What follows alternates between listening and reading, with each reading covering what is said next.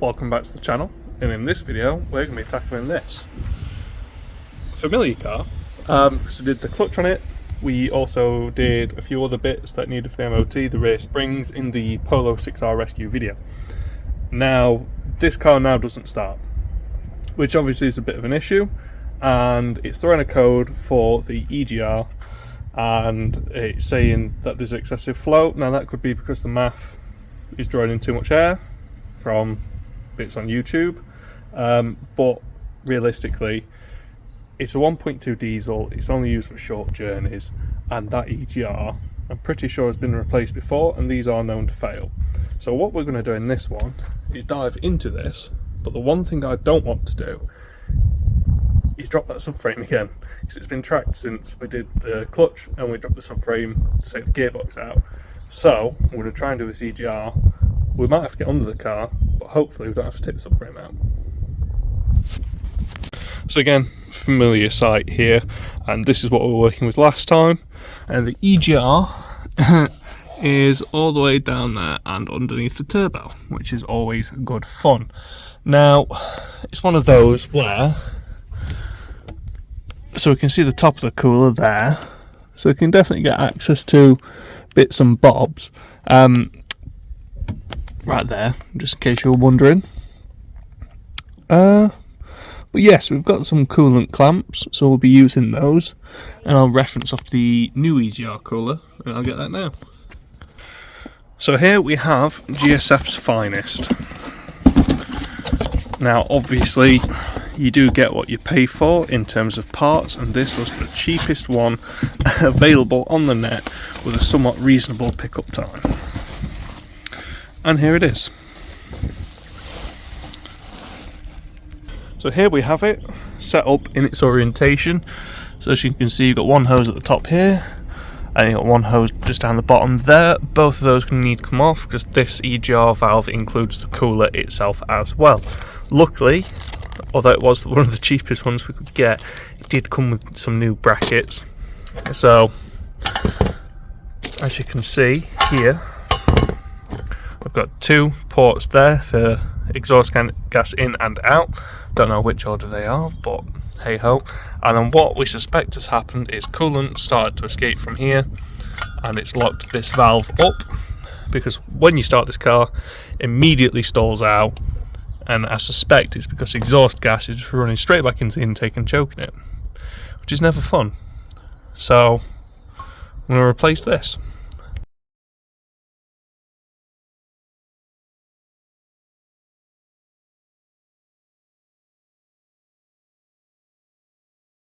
So now that you've seen us strip this, got a lot of room to play with back here, but I think first things first, we're going to have to look at getting this large intercooler pipe out of the way, because you can just see there the top of some of those pipes for the EGR. So I want all this out of the way, ready for us to work. So what I'm probably going to do is disconnect this pipe here first. Might see about leaving this bigger pipe in the way. So yeah, just be a turbo outlet we're going to take off there, and that should give us more access to behind there.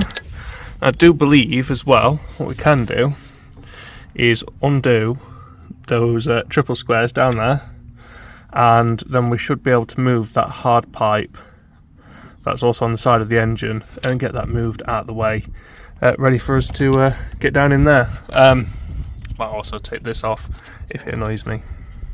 I have found useful. So now we've got that off. That was just two presumably T30 Torx. So now you can see the outlet side of the turbo there. So with this pipe, obviously this doesn't come off in a very long time.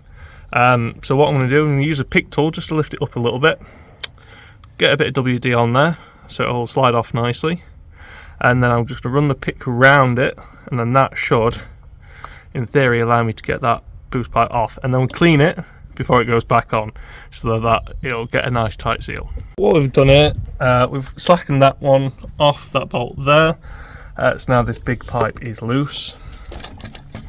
without disconnecting it underneath. Should be alright. And to get the turbo inlet off, got the PCV hose there, so just clip back on so we know where that goes. There is a vacuum line that goes into the top there, which is here. That can be quite stuck again with the pick tool. Run it round very carefully, and then to remove this, take that completely out of the way. 1T30, I believe it's captive, yes it is. So you can mess about, you can take all that off, or 1T30, and then all you do is twist that towards the back of the car, and then it'll come out. And then obviously when you're reinstalling, you need to make sure that sits up against, and then rebolt that back in. So interestingly, I'm always up for trying new tools. This is the first time of me playing with a vacuum tester. So what we've got there on screen on the endoscope is the control arm for the EGR. So what I'm going to do, I'm going to put a bit of vacuum in this just by squeezing it like so. We should start to see. So that sounds like it opened, and that sounds like it's shut. So that's open, that's shut. That doesn't seem seized to me, so that makes me think that our EGR might not be the issue. I'm just going to pump that up. So now what I can do to verify this is I can plumb this onto the new one and see if it makes exactly the same noise. Done here is I've stolen a piece of vacuum hose from here, just that small one there, just so I can put it on and test it. So what we've done is obviously we've checked it on there, I've checked that arm, so the vacuum side, so that's that little one on the top there. Vacuum side's all good, it's holding a decent amount of vacuum. Obviously the fitment there isn't perfect, but it is still all the way open, and it does open at about the same, so I don't think it's this piece here. I don't think it's this flap internally, but what we still haven't ruled out is this one. I've seen videos online, particularly in India, where this one has completely detached internally. Yeah, so we haven't got a surefire it's knackered, because we've tested this and this works, which is always good to do before you actually swap the part out. But I think I'm going to throw this one on anyway. Now we're under the car, quite unavoidable really. So what I'm going to do, I'll undo these two 16 mils, take this drive shaft cup protector, stop flinging axle grease up onto the exhaust. So I'm going to remove that. I'm going to leave the actual drive shaft in place though, because there is room to get up here. It's not very nice, but there is room, and I want to do it with taking as little off as possible. But you can just see up there, that will give us then access. I have loosened some of the bolts from up the top. You can probably see some, yeah, the endoscopes there.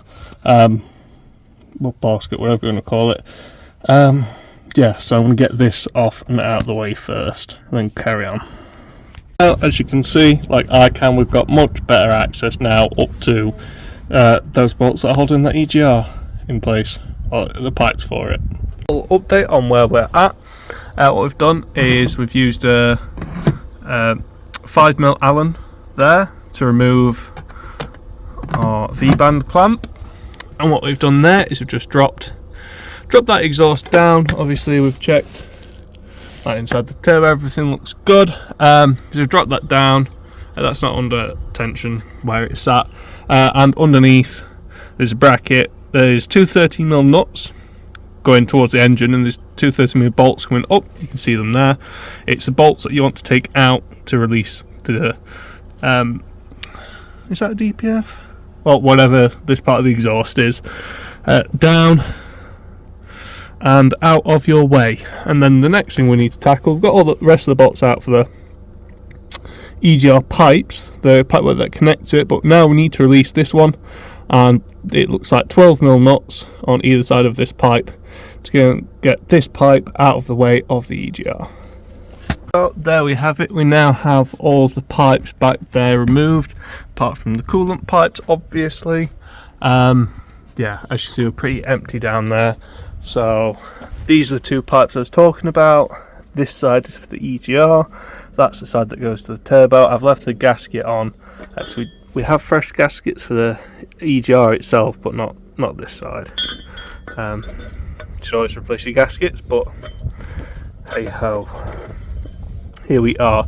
So this is held on like that by a 12mm knot. So the best way I found to get that was from this side. You can get the side off this one that comes off the turbo. You can see that gasket there, and then come back around the other side of the turbo, feed it through at the back and get that on. And on the Halford's Advanced 3/4 inch with a stubby extension and a 12mm socket, sorted that out, no drama.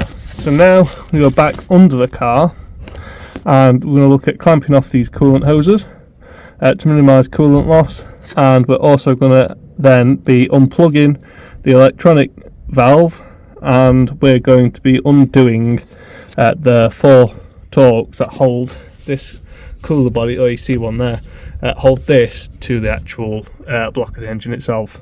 So I'm going to crack on with that. In the politest of ways, I'll never be doing this job for anyone ever again. So as you can see, we have EGR cooler removed. Go over to here, so this is our old one. I've transferred the heat blanket, heat shield thing onto a new one. Underneath you'll see a little bit of oil. So what we had to do, because this was just fouling, is we had to undo both of the banjo bolts at the bottom for the oil feed and the oil drain. Now the drain looks like it's O-ring sealed, but we'll probably end up throwing new copper washers onto the turbo feed to prevent that from leaking. Turbo feed was 17mm, turbo return was 27. But yes, you can see the difference here. If I just move that slightly out of the way, that moves nice and freely, and see that flap's going in there. This one, this arm's turning, but it doesn't actually seem to be doing anything internally. And then if you look in there, that is coked up. So whereas that one will move nice and free, that doesn't look like that's moved in a very long time. It looks like this has just stopped, which is probably the cause of why this thing wouldn't run. So now what we can do, now that this is out, is I'll take this hose off, put it on this one, and I can feed that back in. So subframe's still in and all that good stuff. Yeah, I just removed the gear linkage and I just wiggled it out of there. It took some doing. Like I said, I've not had to touch anything up on the turbo line wise. It's just going to be a fiddle getting everything back in. It's important to note when you are putting that back on, do remember to put that hole there for the vacuum tube, otherwise that actuator arm won't work. So, bit of progress update. New cooler's now just loose in position there. I've old cooler out. So we just need to crack on and put everything back together. And there we have it. So it's now running. Smells lovely, but no check engine lights. We're running properly. So yeah, happy days. Only thing I'm going to check now is if there's oil absolutely running at the bottom, because we had the turbo oil and drain feed off.